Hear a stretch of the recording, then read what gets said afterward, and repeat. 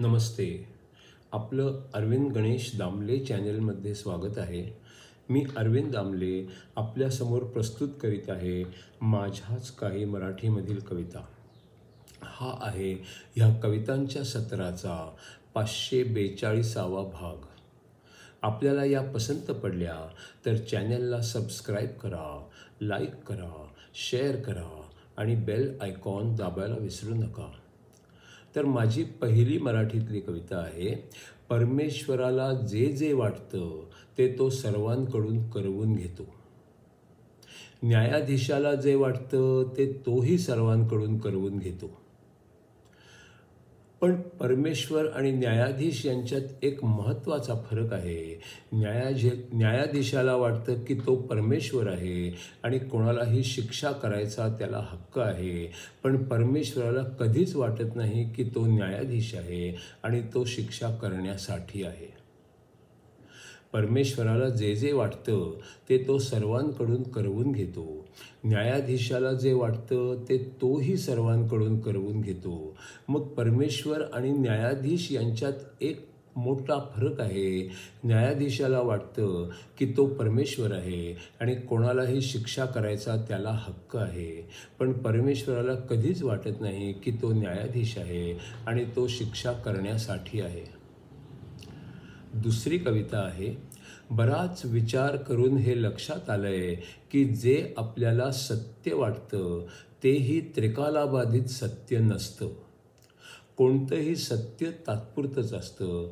तेही एक भासच असतं. फक्त ते जरा जास्त काळ टिकतं, पण मग तेही नाहीसंच होतं. बराच विचार करून हे लक्षात आलंय की जे आपल्याला सत्य वाटतं तेही त्रिकालाबाधित सत्य नसतं. कोणतंही सत्य तात्पुरतंच असतं. तेही एक भासच असतं. फक्त ते जरा जास्त काळ टिकतं आणि मग तेही नाहीसं होतं.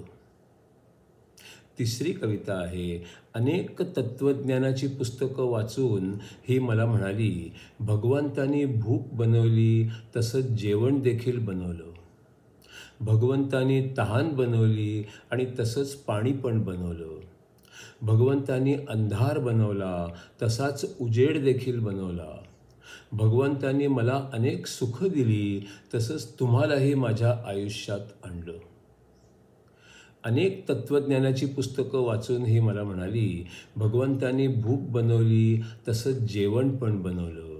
भगवंतानी तहान बनवली तसंच पाणी पण बनवलं. भगवंतानी अंधार बनवला तसाच उजेड पण बनवला. भगवंतानी मला अनेक सुख दिली तसंच तुम्हालाही माझ्या आयुष्यात आणलं. चौथी कविता आहे. शंकराचार्य लिखित विवेक चूडामणी ह्या ग्रंथावर आधारित पुढचा 76वा भाग. शरीर स्थूल आहे आणि आत्मा स्थूल नाही. विचारात मावत नाही अन कशातही अडकत नाही. शरीर स्थूल आहे आणि आत्मा स्थूल नाही. विचारात मावत नाही अन कशातही अडकत नाही. आत्मा सर्वाचा स्रोत आहे, बाकी मिथ्या आहे.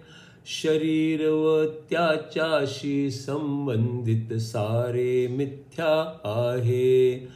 आत्मा सर्वाचा स्रोत आहे, बाकी मिथ्या आहे. शरीर व त्याशी संबंधित सारे मिथ्या आहे. जे शरीर भ्रमच आहे आणि तेच मी तू म्हणतो. वास्तविक जो तू आहे तो नाहीच आहे म्हणतो. जे शरीर भ्रमच आहे आणि तेच मी तू म्हणतो. वास्तविक जो तू आहे तो नाहीच आहे म्हणतो. जे दिसते जे भासते तेच खरे तू म्हणतो. ज्यापासून दिसते ते बनले ते कुठे दिसते म्हणतो. जे दिसते ते भासते तेच खरे तू म्हणतो. ज्यापासून दिसते ते बनले ते कुठे दिसते म्हणतो. मडकी तर आहेत पण माती कुठे हे म्हणतो.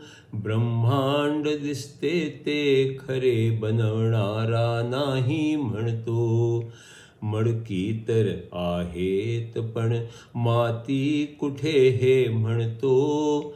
ब्रह्मांड दिसते ते खरे न बनवणारा नाही म्हणतो. वर्णन करण्यासारखा नाही तो नाहीच असे म्हणतो. रूप रंग आकार नाही तो नाही असे म्हणतो. वर्णन करण्यासारखा नाही तो नाही असे म्हणतो. रूप रंग आकार नाही तो नाही असे म्हणतो. पंचेंद्रियांच्या परिघामध्ये जे असते आहे म्हणतो. त्यांना जे कळत नाही ते नाही असे म्हणतो. स्वप्नामध्ये जागा असतात, वेळा अन वस्तू असतात. हे सगळे जाणणाऱ्या व्यक्तीही असतात. स्वप्नामध्ये जागा असतात, वेळा अन वस्तू असतात.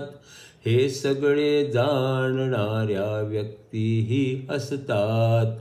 झोपेतून जागे झाल्यावर स्वप्नातील कळते. स्वप्नातील जे होते ते वास्तव नव्हते कळते.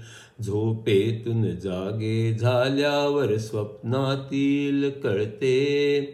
स्वप्नातील जे होते ते वास्तव नव्हते कळते. झोपेमध्ये दिसत होते जागेपणी ते नव्हते. झोपेतील जे ज्ञान होते जागेपणी ते नसते. झोपेमध्ये दिसत होते जागेपणी ते नव्हते. झोपेतील जे ज्ञान होते जागेपणी ते नसते. ब्रह्मांडामध्ये जे असते त्याचेही असे असते. आत्म्याचे ज्ञान झाल्यावर ब्रह्मांडच नव्हते कळते.